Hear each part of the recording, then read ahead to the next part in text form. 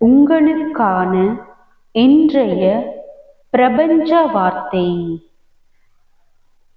இந்த பிரபஞ்சம் ஒரு விசித்திரம்.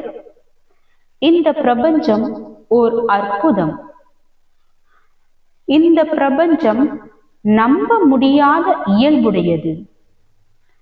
இந்த பிரபஞ்சத்தை துளைத்து பார்க்க முடியாது.